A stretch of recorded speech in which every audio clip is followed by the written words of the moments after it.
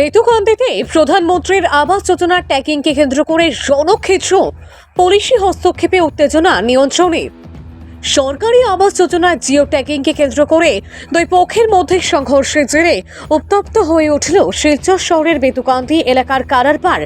স্থানীয় বিজেপি নেতার বিরুদ্ধে অভিযোগ, প্রকৃত উপভোক্তাদের উপেক্ষা করে নিজের ঘনিষ্ঠদের ঘর পাইয়ে দেওয়ার চেষ্টা করছিলেন তিনি।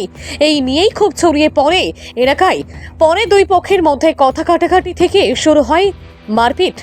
সংঘর্ষে উভয় পক্ষের বেশ কয়েকজন আহত হন।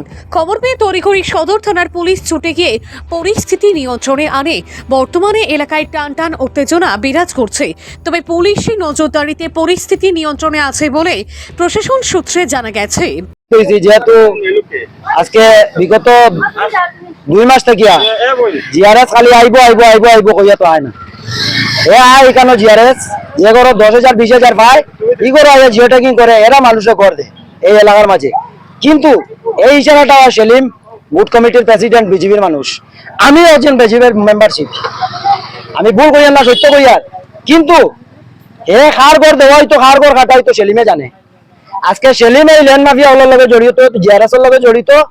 আজকে সকাল থেকে কেন জিআরএস আইছে, কালার ভার যতটা গড় জিও ট্যাগিং হইতো, জিআরএস আইয়া এখানে কালার ভার ঢুকতো, সেলিমে এখানে লইয়া দাঁড়াইছে। ও এখানে দাঁড়াইয়া দেখা যায় কিতা, আমার কালার ভাবে একজন বিধবা মহিলা তান একটা গড় জিআরএস এর ডাইরেক্ট উঠা কইছে এটা অবজেকশন, এটা হইতো না, ল্যান্ড মাফিয়া ওগুলোর অবজেকশন দেওয়া কইছে। তখন তারে আমি ওটা কইলাম যেহেতু তোমার কাছে অবজেকশন আছে, এটা অবজেকশনটা তুমি আমরা দেখাও। এটা কইছে তুমি খেয়ে তোমারে দেখাইতাম অবজেকশন, তুমি খেয়ে। আমি তো বললাম এই লিস্ট, এই ভাড়াত আমারও বাড়ি আছে, আমারও ভাই বন্ধুর ঘর আছে, তো তুমি লিস্টটা দেখাও কিতা অবজেকশন হয়েছে। তুমি তো যে কোনো সময় খালি অবজেকশন অবজেকশন কইয়া আগলো যাইয়া কলে কলে সুরর লাগা নাইয়া ফটোটা মারিয়ে যাও গিয়া। আজকে বিল্ডিং আলাইতে গড় পায়, পয়সাওয়ালা মানুষের গড় পায়, আজকে এই এলাকার গরিব দুঃখী মানুষের গড় দরজা কিচ্ছু পায় না। প্রত্যেকের গড় আছে এই লিস্টের মাঝে, আমার কাছে ডকুমেন্ট আছে, আমি দিয়া দিমু কেবা কারার গড় আছে না আছে, কতদিন থেকে এরা লিস্টের নাম আছে, জিপির গড় আছে প্রত্যেক মানুষের। আজকে সেলিমের চাচার গড় বাড়ি বাইলায়, আজকে সেলিমে বাইলায় একটা জায়গা 2টা গড়। আজকে যারা এই এলাকার মাঝে বিজেপির যারা দলাল আছে এইগুলা মানুষে পায়। আরে ভাই এমপি ইলেকশনের সময় আমার এলাকার মানুষে ভোট দিছে বাসকমরিয়া, আজকে আমার এলাকার গরিব দুঃখী মানুষের একটা গড় পাইছে না। আজকে এই সেলিমের কারণে মানুষের গড় বর্জিত হয়। জিআরএস সেলিমের লগে সেটিং, ল্যান্ড মাফিয়া হল সেলিমের লগে সেটিং, জিআরএস এও খালি কই অবজেকশন কইয়া এই মানুষগুলার গড় দিতে দেয় না। এইখানে সকাল থেকে যখন জিআরএস আইছে তারে আমরা প্রশ্ন করছি, যেহেতু স্যার আপনি তো জিও ট্যাগিং করার লাগি আইছেন, তে গড়টা জিওট্যাগ করিলেন। তখন আমার ওইটা কইছে ঠিক আছে আমরা যাইমু কইয়া হে দেখি কেন খালি খার লিস্টের নাম দেখি এই খারাপার ল্যান্ডের মানুষের যেগুলা মানুষের গড়ের নাম আছে ওইগুলা মানুষের গড় খাটেরে। তখন আমরা উঠে কইছি যে ঠিক আছে গড়ের লিস্ট আইছে, এক সাইড থেকে গরিব দুঃখী যারা গড় আছে এরা চাপে দিয়া দেবে, এরা তো আর বাংলাদেশি না আর ইন্ডিয়ান নাগরিক, এরা প্রত্যেকের গড় পাইতো। আপনি যারা লিস্টের নাম আউট হয়েছে এরা দিয়া দেয়, আপনি কিতা লাগিনি দুর্নীতিটা করেন, ব্যাপারটা বুঝলাম না। আপনি বিল্ডিং আলাইন তো গড় পায় আর গরিব দুঃখী মানুষের গড় পায় না। প্রত্যেকের লিস্ট আপনার কাছে আছে, আমার কাছেও আছে, আমি দরকার লাগে প্রমাণ দিয়ে কইতে পারবো কে বা কারা পার না। প্রত্যেক গরিব মানুষের গড় রয়েছে, ল্যাট্রিন আছে, এটা অবজেকশন এই সেলিমের কারণে দেওয়া হয়।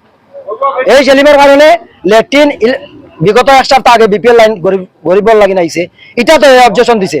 যে কইছে যে আমি গাড়ি ঘুরাই আমি নিজে যাইমু গিয়া জিওটেক আমি একলা করবো, আমি জিআরএস এ কইছে যে নিজে আমি একলা করবো, ঠিক আছে তোমরা কেউ নিতে। আমি তো অলপ সুন্দর কথা স্যার, আপনি নিজে গিয়া করিলেন, কোনো আপত্তি নাই।